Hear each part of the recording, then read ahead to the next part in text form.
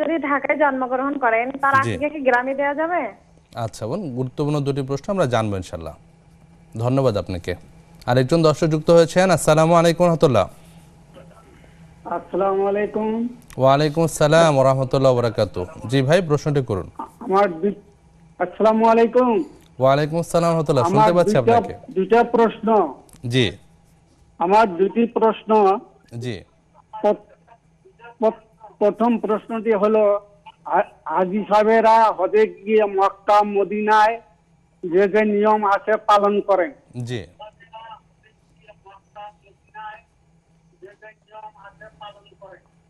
হ্যাঁ, জি জি অনেকে বলে যে মদিনায় যাওয়া নাকি হজের কোনো অংশ নয়, এরকম আচ্ছা। মতভেদ কেন একটু বুঝাইয়া বলবেন। আচ্ছা ভাই, দ্বিতীয় প্রশ্নটি শুনতে চাচ্ছি।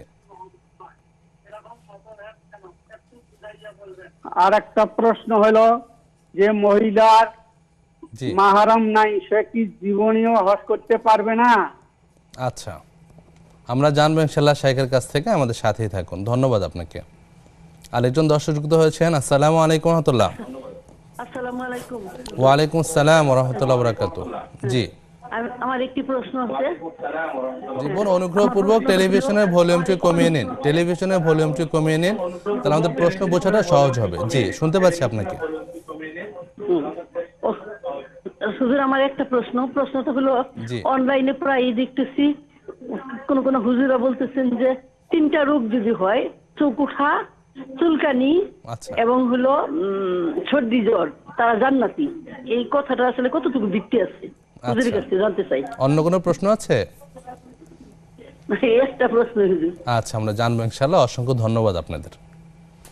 শেখ চমৎকার আলোচনা করছেন সন্তানদানের ক্ষমতা একমাত্র আল্লাহ হ্যাঁ, সুবহানাহু এই ওয়া তাআলা। বিশ্বাস নিয়ে যদি মাজারে কবর গিয়ে থাকে, মৃত ব্যক্তির কাছে এই আশা পোষণ করে গিয়ে থাকে, ওই মৃত ব্যক্তি ওই কবরে মৃত পীর মনে করে এটা গিয়ে থাকেন যে আমাকে সন্তান দিতে পারবে। আমি অসুস্থ, দেশে বিদেশে বিভিন্ন জায়গায় ওষুধ একবার চিবিয়ে খেয়েছি, কোনোটা বাকি রাখি নাই, ওখানে গেলে আমি সুস্থতা লাভ করব। এটা শিরকে আকবার, একবার মুশরিক হয়ে যাবে, মুসলিম থেকে ইসলাম থেকে খারিজ হয়ে যাবে। অনেকে অহরহ এই কাজটা করে থাকে। হ্যাঁ, করে থাকে। এবং কোরআন শরীফে আসছে, মুসলিম মিল্লাতের পিতা ইব্রাহিম খলিলুল্লাহ আলাইহিস সালাতু ওয়াস সালাম তৎকালীন যখন স্বৈর শাসক তাগুত আল্লাহ দ্রোহী সেই নমরুদের কাছে যখন তিনি গেলেন দাওয়াত দেওয়ার প্রসঙ্গে, তখন জিজ্ঞেস করেছিলেন, তখন এর মধ্যে একটা বলেছিলেন, আমার রব কি করে শোনো নমরুদ।